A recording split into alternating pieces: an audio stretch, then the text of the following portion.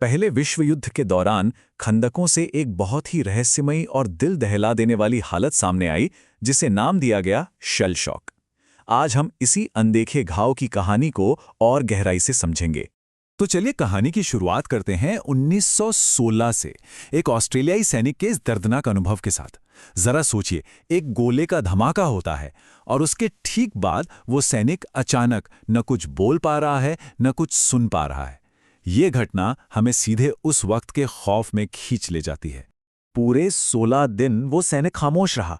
फिर उसका इलाज एक बहुत ही सीधे साधे तरीके से किया गया, ईथर की सिर्फ एक खुराक। और उसके बाद जो पहला शब्द उसने फुसफुसाया वो था माँ।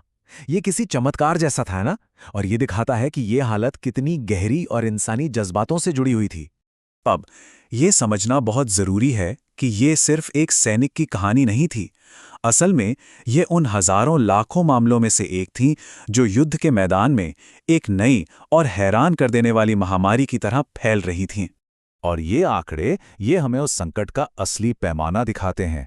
देखिए, ब्रिटेन में 80,000 से ज्यादा केस थे और जर्मनी और फ्रांस में तो ये गिनती 2-2 लाख के भी पार चली गई। तो ये कोई छोटी मोटी बात नहीं थी, ये सच में एक महामारी थी। मोर्चे पर जो डॉक्टर थे उनके लिए तो ये सब बिल्कुल नया था। वो ऐसे ऐसे लक्षण देख रहे थे जिसका कोई सिर पैर ही नहीं था। लगातार कांपना, अचानक अंधा या बहरा हो जाना, यहाँ तक कि लकवा मार जाना और अपनी याददाश्त खो देना। मतलब एक डरावना और पूरी तरह से समझ से बाहर का मंजर था। तो सबसे बड़ा सवाल यही था कि आखिर ये शेल शॉक है क्या? सेना और मेडिकल अधिकारी सब उलझे हुए थे। क्या ये गोले के धमाके से लगी कोई शारीरिक चोट है, या फिर ये सैनिकों की कोई नैतिक कमजोरी है, या फिर ये कुछ और ही है जिसे वो समझ ही नहीं पा रहे? और इस पहेली को सुलझाने की कोशिश में समाज के जो पुराने पूर्वाग्रह थे वो सामने आने लगे। शेल शॉक को कैसे देखा गया, इस पर क्लास और मर्द होने की परिभाषा का बहुत गहरा असर पड़ा। और यहाँ पर एक बहुत ही चौंकाने वाली बात सामने आती है। देखिए, इलाज भी क्लास देखकर होता था। जो अफसर थे उन्हें न्यूरोस्थेनिया का मरीज बताया गया। मतलब ये माना गया कि वो आधुनिक जिंदगी के तनाव से थक गए हैं, तो उनका इलाज था आराम।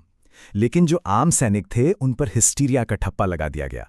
और हिस्टीरिया को तब या तो औरतों की बीमारी मानते थे या फिर कामचोरी का बहाना। और जाहिर है उनका इलाज भी बहुत कठोर होता था। अच्छा, ये जो शब्द है शेल शॉक, ये पहली बार 1915 में डॉक्टर चार्ल्स मायर्स ने इस्तेमाल किया था।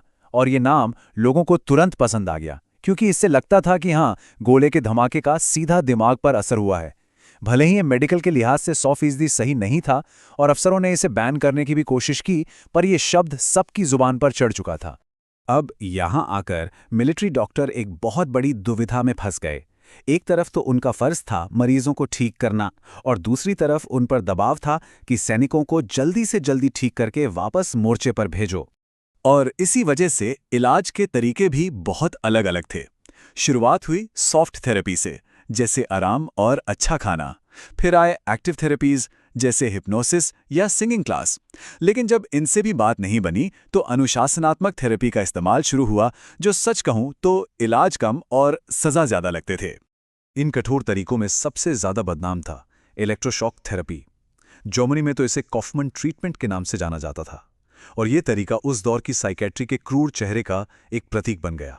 और यहीं से मरीजों के सब्र का बांध टूटना शुरू हुआ।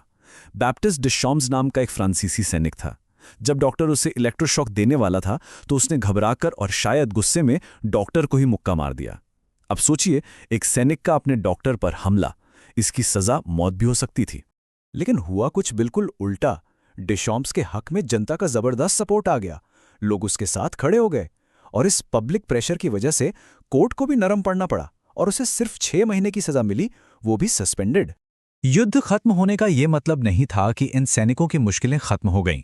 असल में उनके लिए तो एक नई लड़ाई शुरू हुई थी, पहचान और मदद पाने की लड़ाई। युद्ध के बाद ब्रिटेन में बड़े बड़े स्कैंडल हुए। शेल शॉक से जूझ रहे सैनिकों को गरीबों के पागल खानों में भेजा जा रहा था। वहां उन पर दोहरा कलंक लगता था, एक पागलपन का और दूसरा गरीबी का। उनके परिवारों और कुछ संस्थाओं ने इस जुल्म के खिलाफ आवाज उठाई। जर्मनी में तो हालात और भी बुरे थे। वहां मानसिक रूप से घायल सैनिक राजनीति का मोहरा बन गए थे। अलग अलग पार्टियां उन्हें अपने अपने फायदे के लिए इस्तेमाल कर रही थी।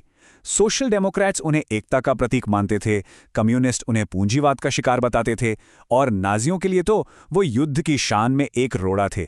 और देखिए, आखिरकार 1934 में नाजियों ने उनकी पेंशन भी पूरी तरह से बंद कर दी। अब तक की कहानी सुनकर ऐसा लग सकता है कि ये सैनिक सिर्फ बेबस शिकार थे, लेकिन हमें इस पूरी कहानी को एक अलग नजरिए से देखने की जरूरत है। ये सिर्फ दर्द की कहानी नहीं है, ये जबरदस्त हिम्मत और विरोध की भी कहानी है। ये सैनिक और उनके परिवार सिर्फ चुपचाप सब कुछ सह नहीं रहे थे।